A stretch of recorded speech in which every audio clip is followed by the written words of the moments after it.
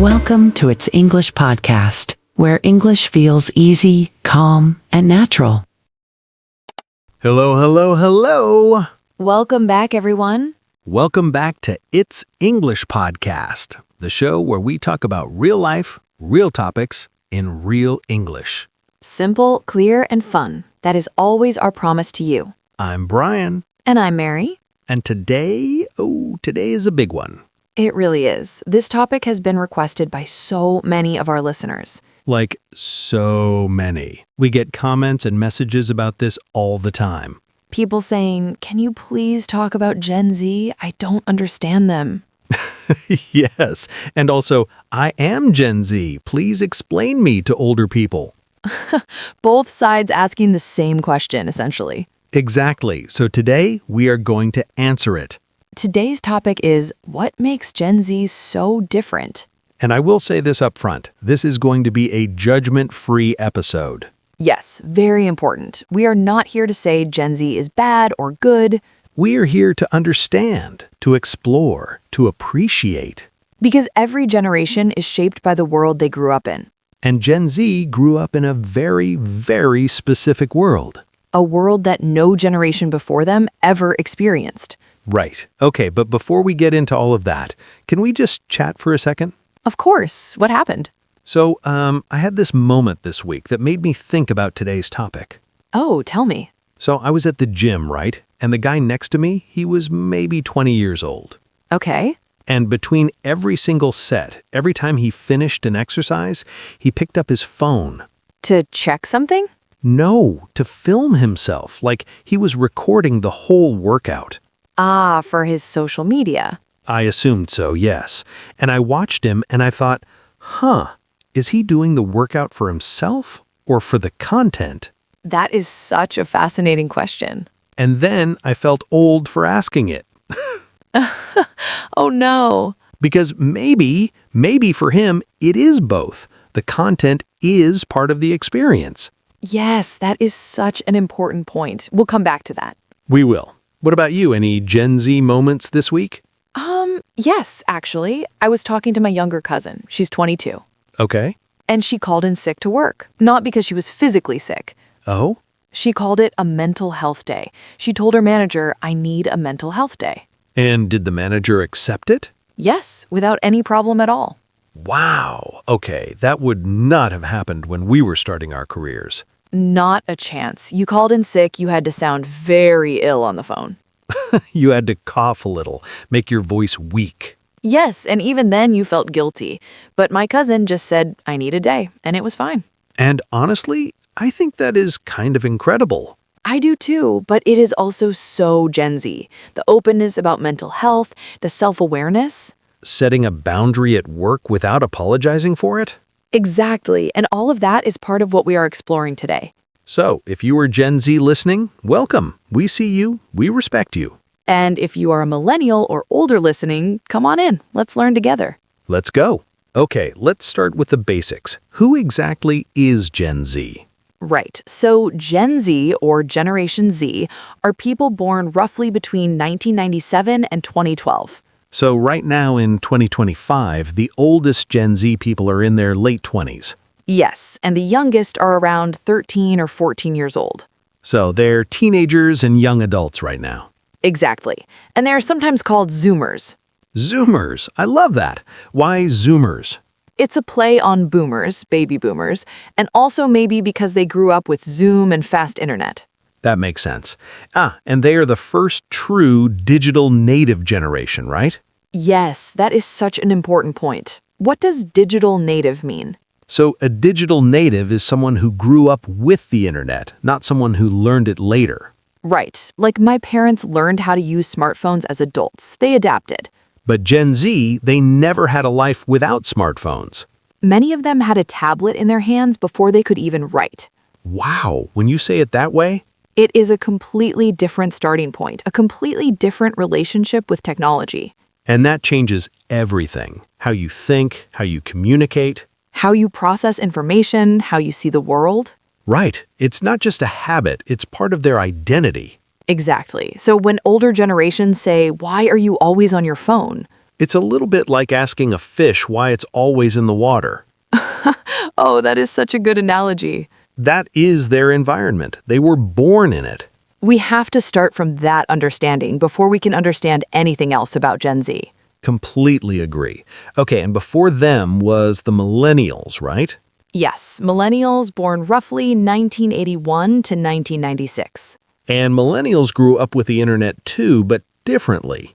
Right, millennials remember before the internet. They had childhoods without it. They remember dial-up, going to a library to research things. A library with actual books. And then the internet arrived and changed everything during their teenage years or young adult years. So millennials adapted, Gen Z never had to adapt because they never knew anything else. That is such a clear way to put it.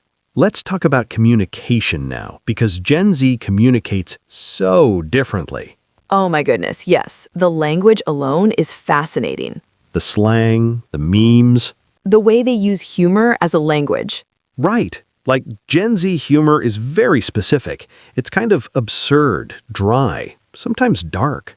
And often very self-aware, like they know they are making a joke about something difficult. Yes, they use humor to process hard things, anxiety, failure, awkward moments. Instead of pretending everything is fine, they make it into a meme. And there's something really healthy about that, actually. There is. It's a coping mechanism, a way of saying, yeah, life is hard, let's laugh about it. And the slang, oh, the slang. Mary, be honest, do you understand Gen Z slang? Some of it, not all of it. Okay, let's test each other. What does slay mean?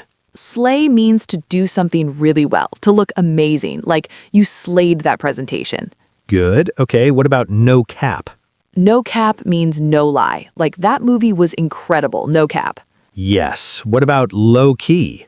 Low key means a little bit or quietly, like I'm low key obsessed with that song. Perfect. Okay, what about it's giving? Ooh, it's giving means it reminds you of something or it has a certain vibe or energy. Like, this outfit is giving main character energy. Okay, I actually love that one. It's very expressive. You can say so much with just it's giving. What about rent-free? As in living rent-free in my head. It means you can't stop thinking about something. That song is living rent-free in my head. Yes, I have actually used that one. Me too. Some of the slang is just so good it crosses over. Right, and language has always evolved this way. Every generation creates new words. Every generation. Think about words that millennials created, like ghosting, FOMO. Oh, FOMO, fear of missing out. Totally a millennial word. And now everyone uses it. That's how language works. The young people innovate, and then it spreads. Language is alive. It grows and changes. And Gen Z is adding so much richness to English right now. Absolutely. Okay, but communication is not just words, right? Right. Gen Z also communicates very differently in terms of format. What do you mean? So they prefer short content, fast content, visual content. TikTok videos, short reels, quick memes. Yes, their attention is trained for short bursts of information.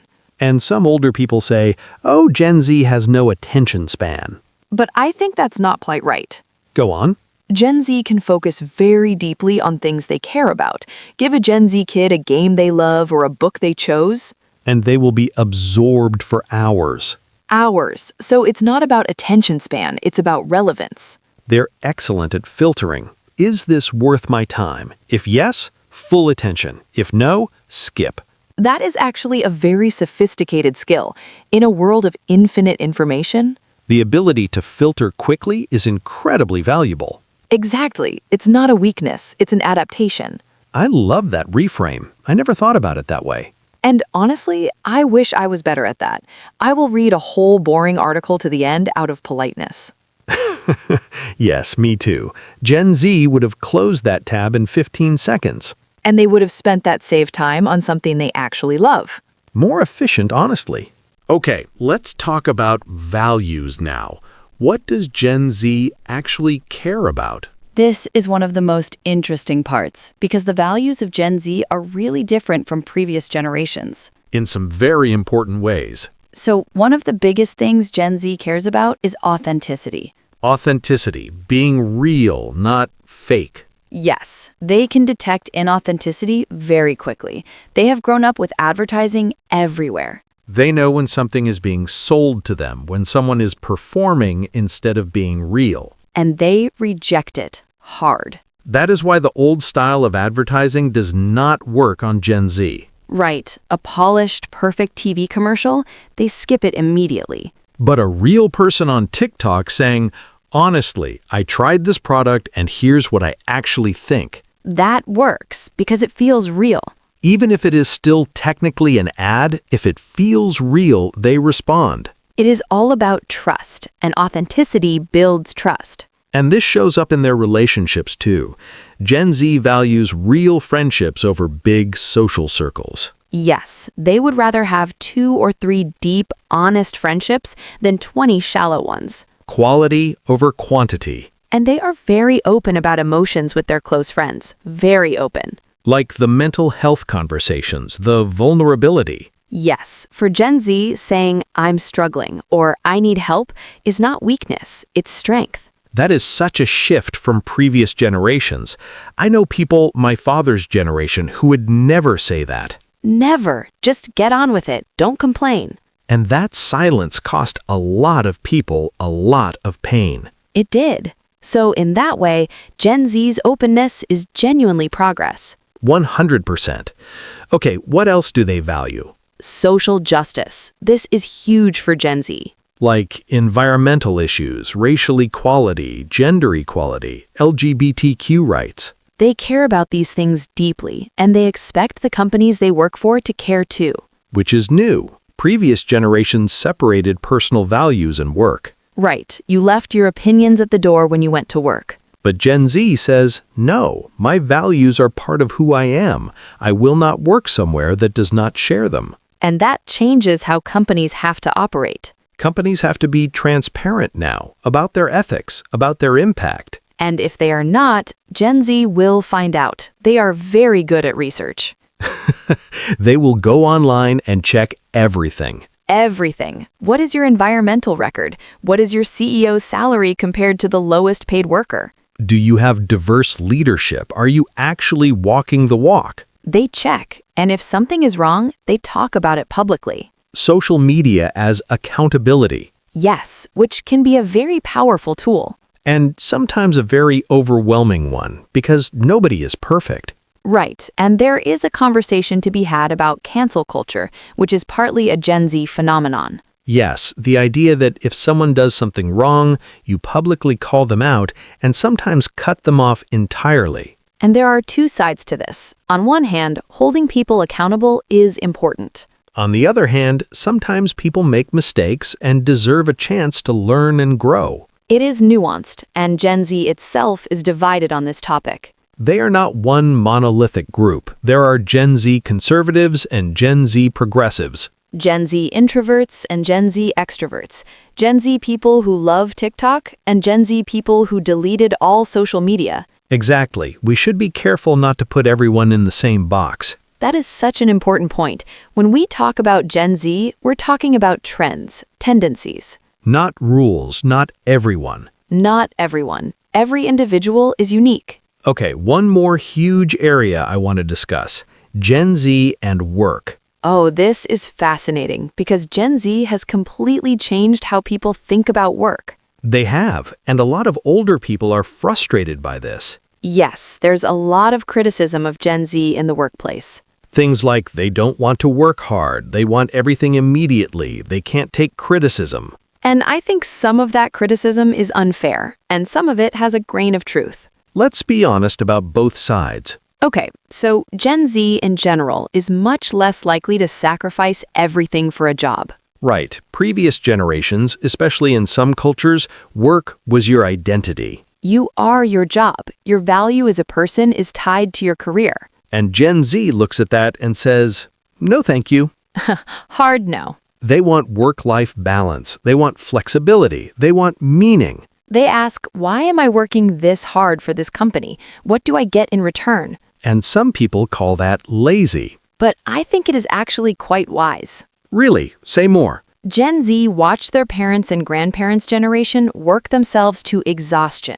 Sacrifice everything for a company that then laid them off anyway. Exactly. And they said, that does not look like a good deal to me. They saw the 2008 financial crisis. They saw how fragile secure jobs can be. They saw COVID destroy industries overnight. So they are not willing to give everything to a system that might not be there tomorrow. That is not laziness. That is a rational response to what they have observed.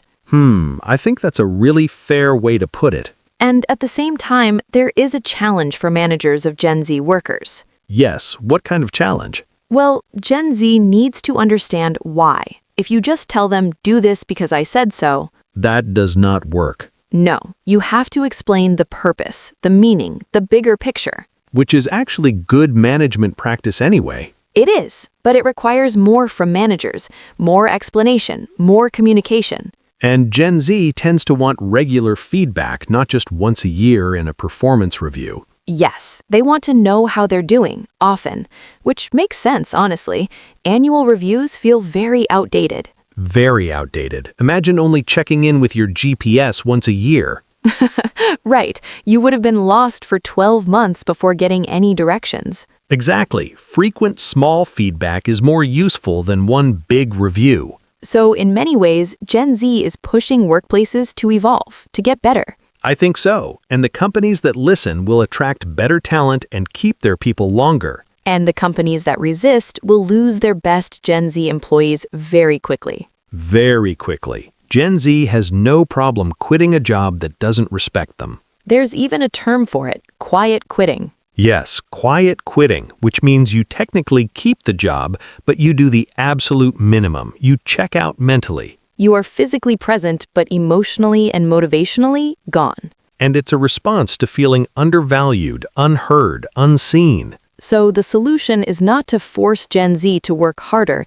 The solution is to create environments where they want to contribute. Exactly. Respect, purpose, flexibility, and fair pay. That's what Gen Z wants from work. And honestly, is that so different from what everyone wants? It's not. They're just the first generation willing to say it out loud and demand it. Bold and important. Okay, everyone, let's hit the tips section, and I want to be clear about what these tips are for. Yes, these tips are for everyone, whether you're Gen Z, millennial, older. These are tips for understanding each other better, for bridging the generational gap. Because understanding is the foundation of everything. Communication, collaboration, relationships. Beautiful. Okay, tip number 1. Tip 1. Listen to understand, not to respond. Oh, this is big. This applies to so many situations. So often in generational conversations, both sides are just waiting to make their point. Right. The older person is thinking, back in my day, we worked hard and did not complain. And the younger person is thinking, you just don't understand the world I grew up in. And neither one is fully listening to the other. So the tip is when you talk to someone from a different generation, Actually ask questions. Be curious. Try to understand their experience first. before you share your own opinion, before you judge. Even if you disagree, understand first, then respond. And for our English learners, this is also great listening practice. Yes, listen to people from different age groups, their vocabulary, their references, their concerns. It will massively expand your English and your worldview. 2 benefits for the price of 1. Always. Okay, tip 2. Tip 2. Learn the language, including the slang, without judging it. Oh yes, language is a door. If you refuse to learn someone's language, You are closing that door. exactly. Now, you don't have to use Gen Z slang if you're not Gen Z. That can feel forced. Or embarrassing. Yes, there is nothing quite like a 45-year-old saying slay in a very serious voice. Oh no, do not do that. But understanding it, that's different. Understanding shows respect. And for English learners, Gen Z slang is actually incredibly useful. It is. It's the living, breathing edge of the English language right now. If you understand Gen Z language, you understand current, modern, real English. And you can have conversations with young native English speakers very naturally. So make a habit of learning a few new expressions each week from social media, from YouTube. From podcasts like this one, we sometimes mix in current expressions too. We do. Okay, tip 3. Tip 3. Set and respect boundaries in all directions. Ah, the boundary thing. This is very Gen Z energy. It is, and it's something we can all learn from. Boundaries basically means knowing your limits and communicating them clearly. Yes, like I can take calls until 6 p.m., but not after that. That's my family time. Or, I need feedback that is specific and constructive, not just criticism. Boundaries are not rudeness, they're clarity. And when you have clear boundaries and you communicate them, you have less resentment. Yes. So much resentment in relationships and workplaces comes from unspoken expectations. Someone is unhappy, but they never say why. The other person has no idea. Gen Z is more likely to just say the thing directly. And that actually makes everything smoother, even if the initial conversation is uncomfortable. And for our English learners, practicing how to set a boundary politely but clearly is a very useful skill. In English especially, because English has a lot of polite ways to say a firm thing. Like, I appreciate that, but I need. Or, I'm not comfortable with. Or, could we find a different approach? Confident, clear, not aggressive. Perfect. So, practice those phrases. They will serve you in work, relationships, everywhere. Okay, tip 4, the last one. Tip 4, don't just tolerate differences, be genuinely curious about them. Ooh, there is a difference between tolerance and curiosity. A huge difference.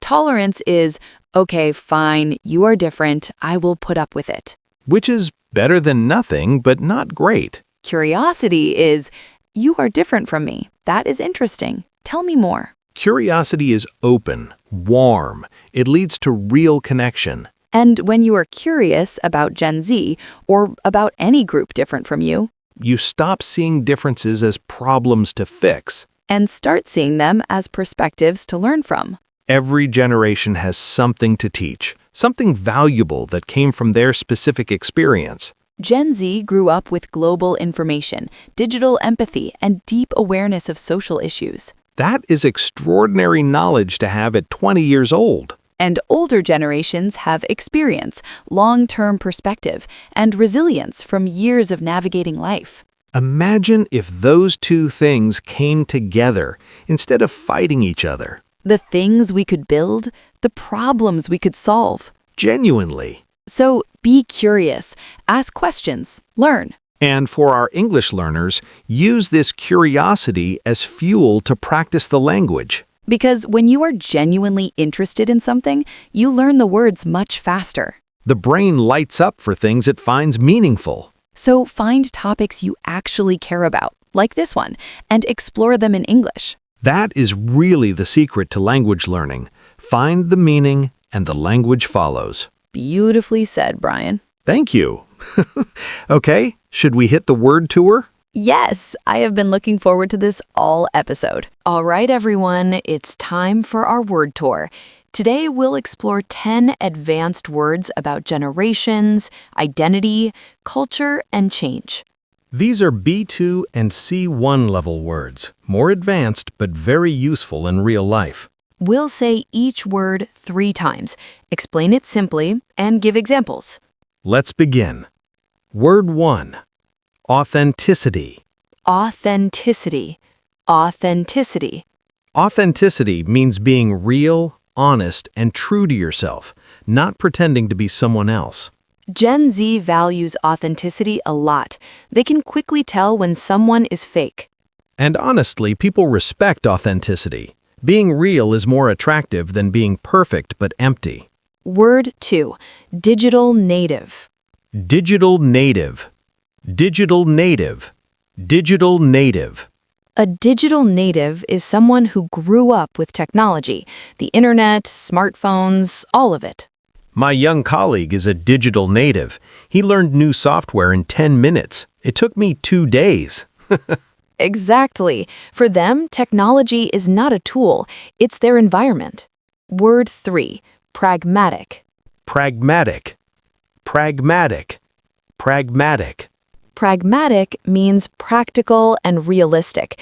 You focus on what actually works. Gen Z is very pragmatic with money. They compare prices and watch reviews. Yes, they plan carefully. They don't just expect things to work out. Word 4, boundary. Boundary, boundary, boundary. A boundary is a personal limit. It's what you will and will not accept. She set a boundary at work. No messages after office hours. And that's something Gen Z does well. They are clear about their limits. Word 5, inclusive. Inclusive, inclusive, inclusive. Gen Z chooses places that are truly inclusive. And they push for real change, not just empty words. Word 6, burnout. Burnout, burnout, burnout. Burnout is extreme exhaustion from long-term stress, especially work. Many Gen Z workers feel burnout early. That's why they protect their work-life balance. They don't want to burn out young. Word 7, fluid. Fluid, fluid, fluid. Gen Z sees identity as fluid. And that can confuse older generations, but it reflects real human complexity. Word 8, curate. Curate, curate, curate. To curate means to carefully choose and organize. Gen Z curates their online life, what they post, share, and show. Even their music and style, everything is curated. Word 9, advocacy. Advocacy, advocacy, advocacy. Advocacy means speaking up for a cause. Gen Z uses social media for advocacy. And they also advocate for themselves, fair pay, mental health, better work conditions. Word 10, paradox. Paradox, paradox, paradox. Many of us feel it, using online to connect with people, yet feeling lonely. That's the paradox. Online connection is not the same as real connection. Authenticity, being genuine and true to yourself. Digital native, someone who grew up with technology from birth. Pragmatic, focused on what is practical and realistic. Boundary, personal limits. Inclusive, welcoming everyone. Burnout, extreme exhaustion. Fluid, able to change. Curate, carefully select. Advocacy, support a cause. Paradox, something contradictory but true. There are your 10 words. Beautiful ones, I think. Very relevant to the world right now. So relevant. Try to use one this week, even in a message or in your journal. Try this sentence. I think there is a paradox in social media. It connects us and isolates us at the same time. Perfect. Say it out loud. Say it with us. Paradox. Paradox. Paradox. Your English is growing, I promise you. And that brings us to the end of today's episode. Wow! That was a rich one. It really was. I feel like I understand Gen Z a lot better now. Me too. And I feel like I understand myself a bit better too. How so? Because we talked about things like boundaries and authenticity and burnout, and those apply to all of us. They really do. Gen Z is just the generation that is talking about these things most openly. And in a way, that is their gift to the conversation. They are saying the things that needed to be said, loudly and clearly. And yes, there are valid criticisms too. No generation is perfect. No generation is perfect. Every generation has its blind spots and its strengths. But the conversation between generations, the learning from each other, that is where the magic is. That is where growth happens, not in one generation being right and the other being wrong. But in listening, understanding, finding what we share underneath all the differences. Because when you look deep enough, we all want the same things: to be seen, to be respected, to do meaningful work, to love and be loved. Generation does not change that. At the core, we're all the same. Yes, we really are. Okay, our question for the comments today is a really good one. Yes, here it is. Think carefully before you answer. The question is, Are you Gen Z, a millennial, or older? And what is one thing you genuinely admire about a generation different from your own? One thing you admire, not criticize, admire. Tell us in the comments, in English, of course. Try to use one of our new vocabulary words. We will read every comment. We always do. And honestly, those comment sections are always full of the most thoughtful answers. You all are so brilliant. It makes us so happy. Okay, if you enjoyed this episode, please give it a like. It genuinely helps the channel grow. And if you're not subscribed yet, please do. We release a new episode every single week. New topic, new vocabulary, new conversation. Every week. And share this one with a friend, especially if you think they would enjoy a good Gen Z debate. The good kind of debate. Curious and kind. The best kind. Okay, everyone, thank you so much for spending this time with us. It is always our absolute pleasure. Keep learning, keep listening, keep asking questions. And stay curious about English, about the world, and about the people in it. From Mary, From Brian, see you in the next one. bye. Take care, everyone.